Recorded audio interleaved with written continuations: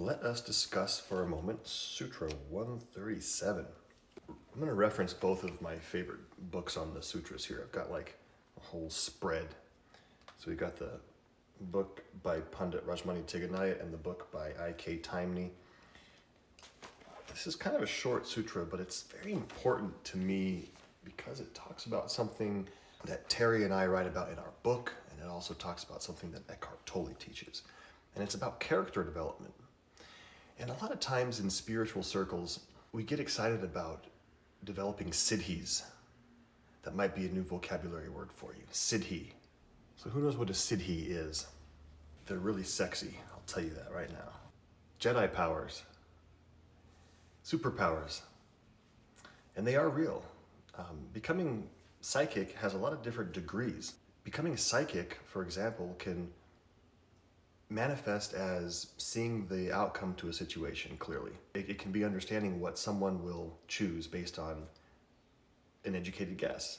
That's a siddhi, that's a special power. Then of course they can go all the way up to projecting your consciousness into someone else's house, for example, or there are all kinds of powers, right? All kinds of special abilities. So what I'm saying is the idea of developing these powers is thought to be one of the goals of yoga and one of the goals of a spiritually enlightened person. However, character development is actually more practical and more useful in the world, for the most part, because we're spiritual warriors. We're in the world. We operate in the world. We have interactions with people in the world every day. How about developing a character trait that will benefit our interactions every single day and help us in our jobs, help us in our interactions with friends and our families? So character development is so important. And that's what Sutra 137 is about. So Patanjali tells us, he's giving us a series in these sutras from about 125 to 137. He's giving us a series of methodologies in order to touch the divine, in order to get our mind clear enough, our brain and emotions clear and calm enough so our consciousness can transcend to a higher place of reality and eventually know God, know the divinity of the universe. So Sutra 137 says that can be done also by fixing the mind on those who are free from attachment. Fixing the mind on those who are free from attachment.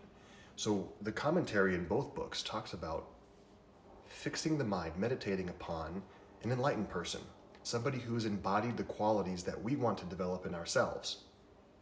Now, there is a warning to not worship, to not practice worship for a person that we believe is enlightened. Also, because we do not know how to distinguish a genuine sage or enlightened person from someone who merely appears to be enlightened, it is better to cultivate a dispassionate mind and use that mind to meditate on the inner divinity within rather than a perceived master without. So this is kind of a conundrum. How do you meditate on someone else, not worship them, but also meditate on the inner light within? Well, it's a little bit of both. We have to use our own discernment. Developing the character qualities that we want in ourselves is the goal of this sutra. Hey, Celine. Just a quick side note, this is applicable in most areas of life too. So when I was learning to play the guitar, my guitar teacher would say, hey, steal from the greats. What does that mean? Well, it means look at the awesome guitar players in the world and learn what they do. Learn what they do and then make it your own. Modify it and make it your own. If something works, use it. Don't reinvent everything from scratch. If there is a person that you believe to have figured out life in certain aspects, have some character traits that work for them and help make the world a better place for them, adopt those traits, work on them, cultivate them, build them, and develop them in yourself. So that's what today's meditation is going to be. All right, let's prepare for that. Please find your comfortable seat and adjust yourself.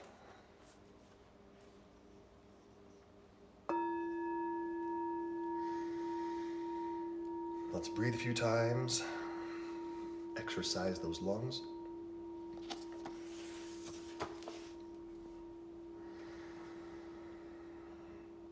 All right, a few deep breaths, please. Now together, let's inhale, fill those lungs all the way up. And exhale.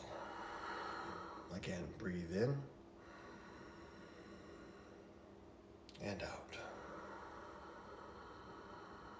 One more.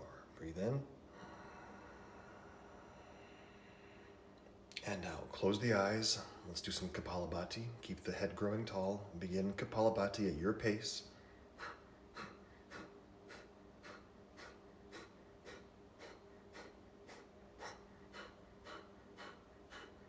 It can be slow or fast. It can be very slow or very fast. Building energy is the key here, and increasing prana in the body. Use your abs. Isolate your abdominal muscles. Short, rapid, rhythmic, even exhalations through the nose.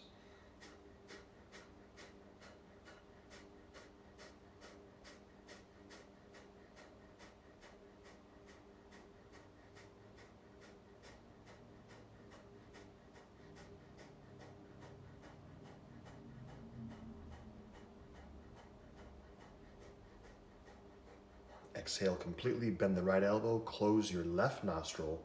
Breathe in through the right nostril, all the way in. Hold the breath with full lungs.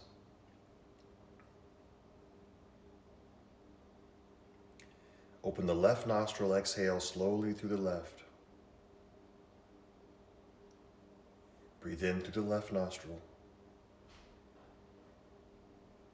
Hold the breath.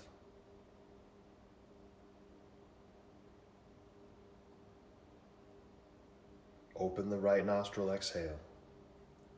One more cycle of that. Inhale through the right. Hold the breath.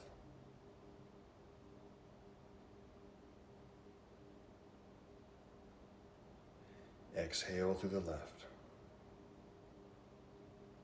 Inhale through the left. Hold.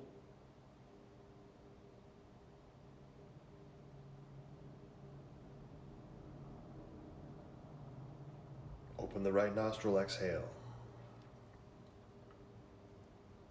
And release your hands to your knees or in the lap. And steady yourself, please, for a short meditation. Take a few breaths to regulate your systems. Reacquaint yourself with a stable physical body.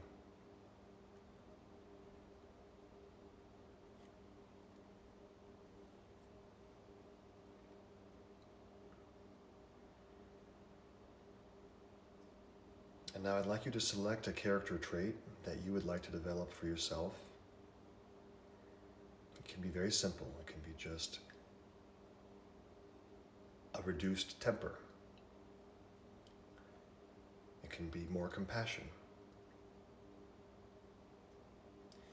It can be the ability to not try to speak as much when someone is talking to you.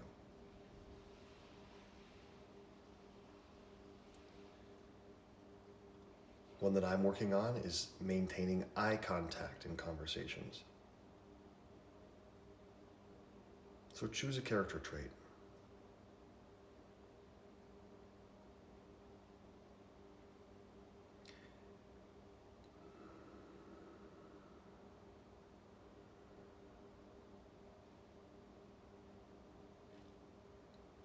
And now cultivate the image or the idea or the energy of somebody that you know. Doesn't have to be someone that you actually know personally, but someone that you're aware of that fully embodies this character trait. This person doesn't need to be alive currently.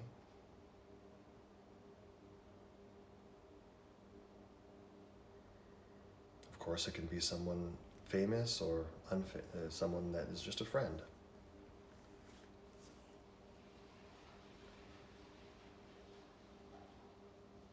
Cultivate the energy of this person when this person is operating with the character trait that you're focusing on.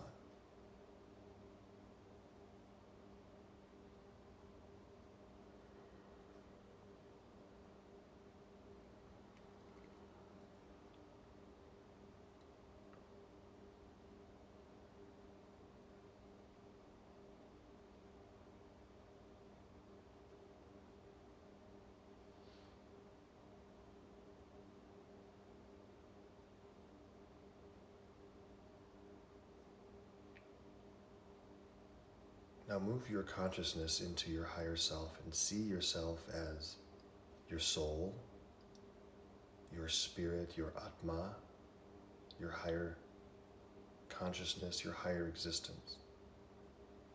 At the same time, see the other person as their soul, their spirit.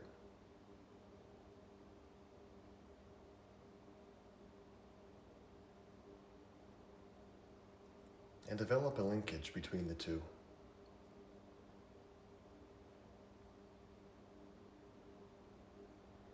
The linkage doesn't really need to be created. It is there. What we're doing is realizing it, making it more real.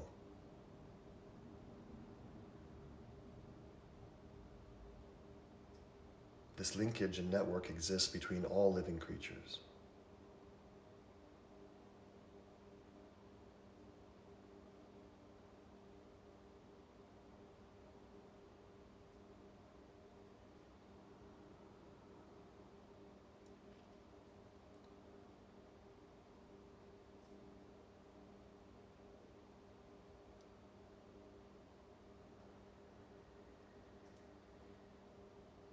And now use your power of visualization.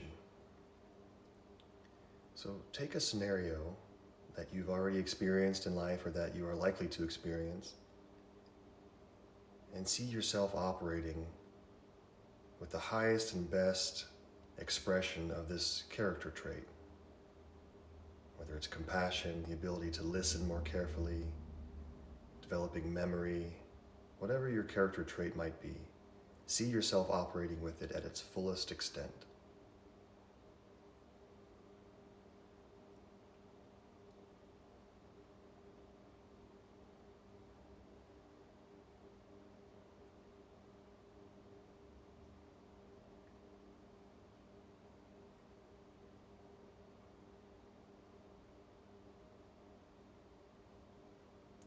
How does it feel in the body to operate with this character trait? Develop the actual experience, the sensations.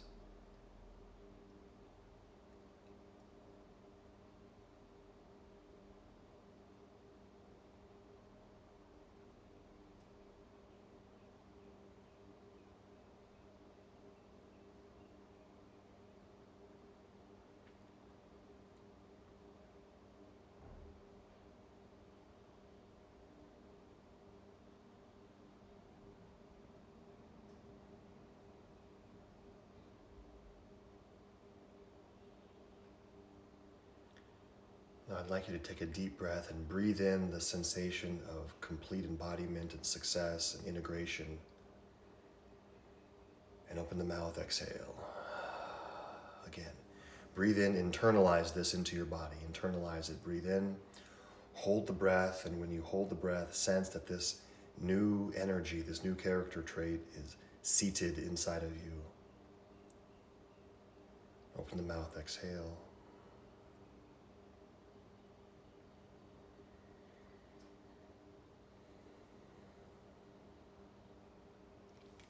Palms to your chest, please. Lower the chin. And very slowly begin to open the eyes.